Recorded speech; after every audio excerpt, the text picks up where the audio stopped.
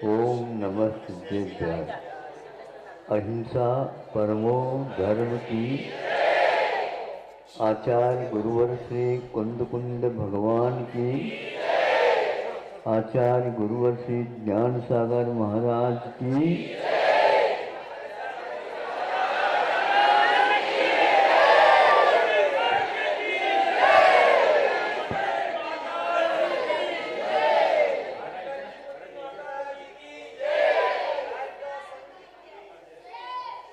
आकाश के प्रवेशों की पंक्ति के अनुसार ही वचन आदि जो उद्गल द्रव्य आदि हैं उनकी गति होती है। उसके लिए अनुश्रेणी गति कहा है।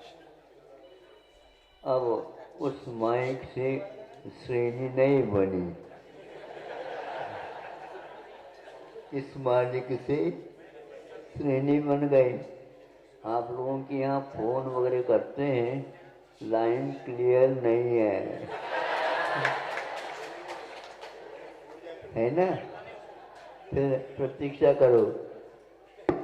किंतु कुछ ऐसे अपवाद को छोड़ करके बहुत व्यवस्थित कार्य होता रहता है। ये लगाओ। आप बताओ, एक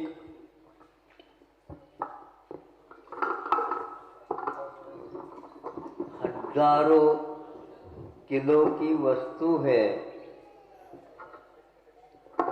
और एक थोड़े ही भार वाली वस्तु है, तो बड़ी वस्तु जो हजारों किलो की है उसको पानी में फेंक दो और जो बहुत ही कम भार वाली वस्तु को भी पानी में डाल दो।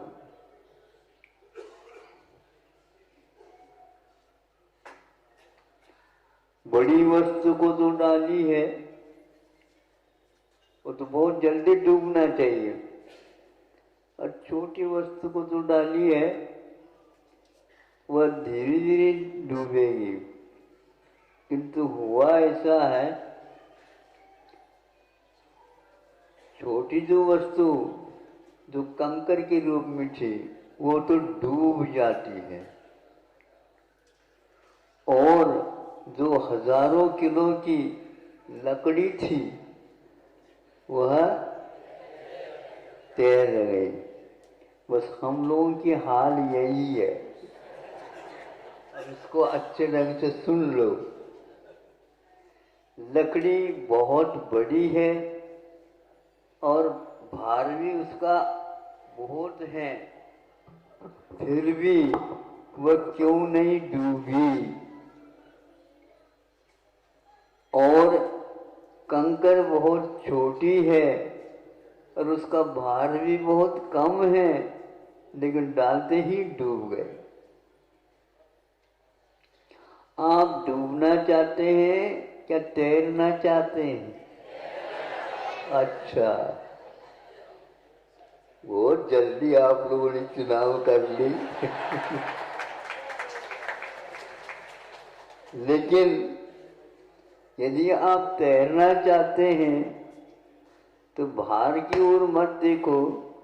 उस भार वाली वस्तु में क्या संरचना है जो इतना भार वाली होकर के भी नहीं डूबी, और कंकर में ऐसी कौन सी रचना है जो भार कम होते हुए भी वह एकदम डूब गए। आप लोगों में भी इसी प्रकार जिसके पास परिग्रह बहुत है, इसलिए उस भार बहुत हो गया तो डूबना चाहिए। आचार्य कहते हैं इसका कोई नियम नहीं है, और हमारे पास तो बहुत कम है, इसलिए इनको डूबना ही नहीं चाहिए, लेकिन वह बहुत जल्दी डूब जाता है। जिसके पास कषाय है, उन परिग्रहों के प्रति मूर्छा है, वह बड़ी वस्तु हो या छोटी वस्तु हो, निश्चित रूप से डूब जाता है। और जिसके पास राग द्वेष आदि कषाय परिग्रह भाव नहीं है, वह तैरता रहता है।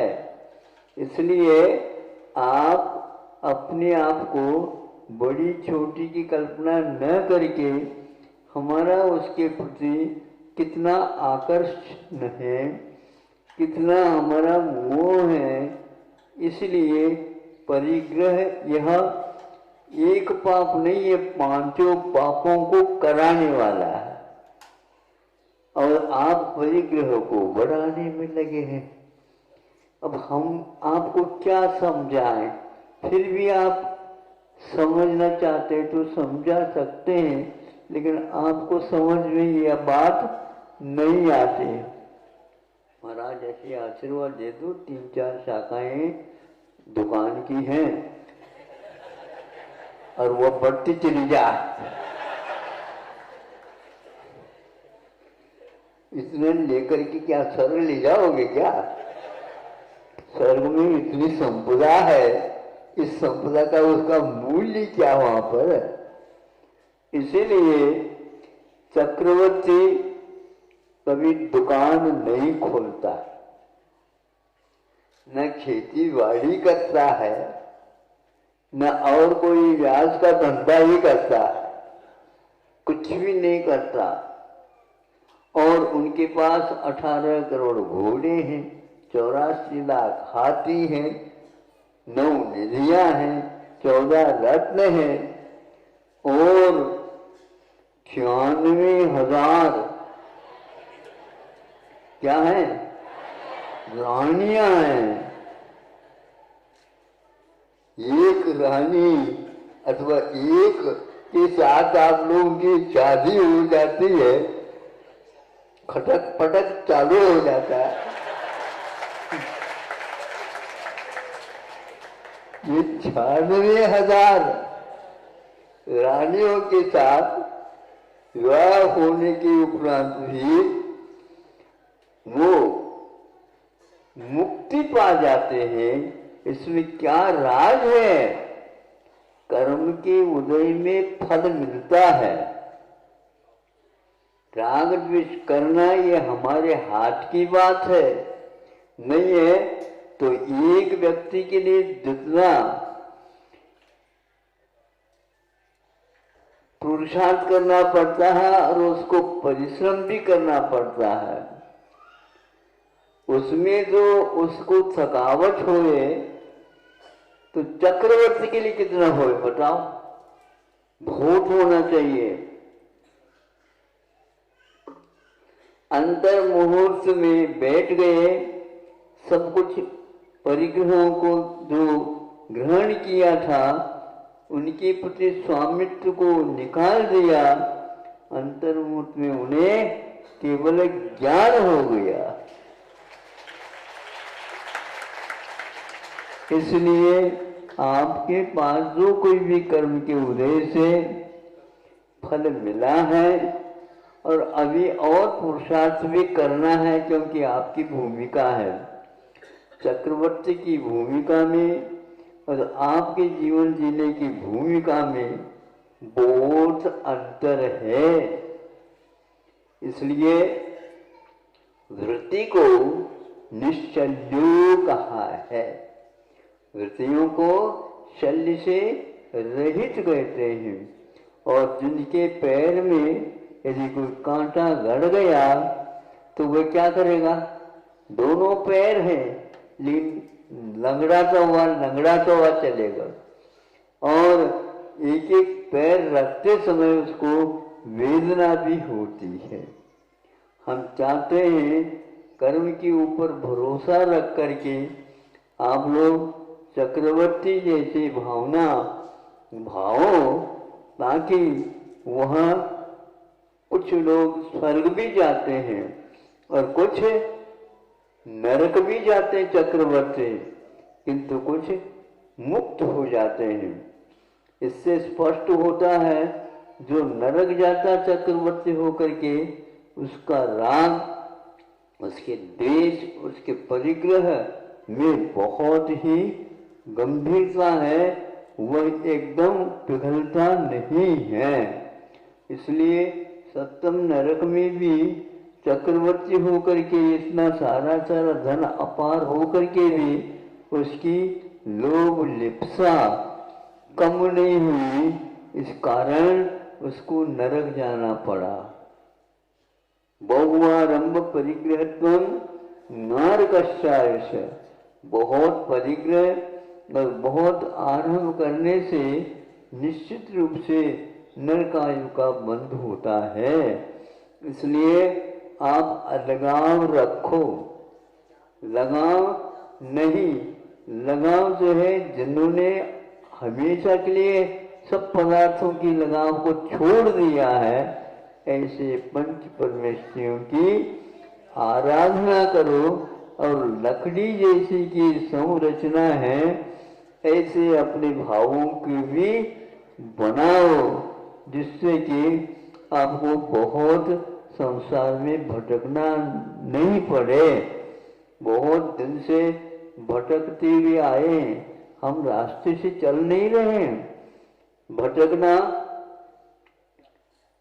वही, इसको भटकना बोलते हैं। घूम घूम करके वहीं वहीं जाते हैं, किंतु मालूम नहीं पड़ता कि हम उसी रास्ते पर चल रहे हैं या भटक रहे हैं।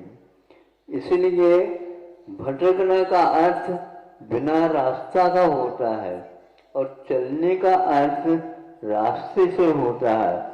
आप रास्ते से चलेंगे सीधे पहुंच जाओगे, और यदि नहीं चाहोगे इधर उधर की बातें करोगे तो भटकना तो है, अटकना तो है। अभी कब तक भटकोगे? बहुत सारे हमारे साथी हैं महाराज, हम उनके साथ, मैं अकेले थोड़ी भटक रहा हूं, बहुत सारे हैं, तो उनके साथ भटकते जाओ।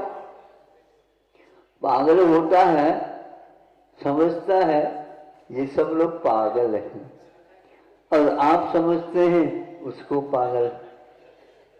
आप बताओ, आप उनको पागल क्यों कह रहे हैं? वो बोलता ही नहीं, वो किसी की ओर देखता नहीं, वो हंसता है और न रोता है, न ही वस्त्रों के बारे में विशेष छानबीन करता है। भोजन मिल जाए तो खा लेता है, नहीं मिले तो रहता है। ये पागल तो हो ही गया ना। ठीक है, वो पूर्ण पागल है और आप अध पागल है। अब अपने आप को जो मानता है वह पागल क्या, कभी कभी सुनने में आता है डेढ़ अक्ल वाला, ऐसा है बोलते हैं ना। मतलब एक अक्ल हो और दूसरे की अक्ल को और उसके साथ जोड़ देता है, इस प्रकार डेढ़ अक्ल वाला हो जाता है। वह अपने आप को पागल नहीं मानता। इसलिए जो व्यक्ति परिग्रह के लिए लोभ लालच के साथ भटक रहा है, उसके बारे में हम कोई भी व्यवस्था नहीं दे सकते। और जो व्यक्ति इससे दूर हट करके काम कर रहा है, उसको ज्यादा बताने की कोई आवश्यकता नहीं। मनुष्य भाव में आप लोग अच्छे संस्कार अपने ऊपर और अपने संतानों के ऊपर डालो, ताकि आप उनके हितों हैं। तो पैसे के बारे में ज्यादा मत सोचो, धन दौलत के बारे में मत सोचो, किंतु उसके संस्कारों के पीछे से सोचोगे, आपसे भी वो बहुत ही सुंदर स्थान में जाएगा और वहां से वह बहुत जल्दी अपने आप को मुक्त कराएगा। ऐसा रास्ता उसके पास आप प्रशस्त कर दो ताकि वह भटके नहीं। आप लोग तो अपने जीवन में भटक भटक करके थोड़े बहुत रास्ता पकड़ लिया है, इसको मजबूती के साथ रखो। लकड़ी और छोटा कंकर, इसको याद रखो। कंकर बहुत जल्दी डूब जाता है और लकड़ी तैरता हुआ अपनी यात्रा पूर्ण कर लेता है। बहुत दूर तक लकड़ियां तैरती हुई बहते हुए बिना डूबे तट तक पहुंच जाती हैं। आप लोगों का भी जीवन तट तक पहुंचे इन्हीं भावनाओं के साथ। अहिंसा परमो दया।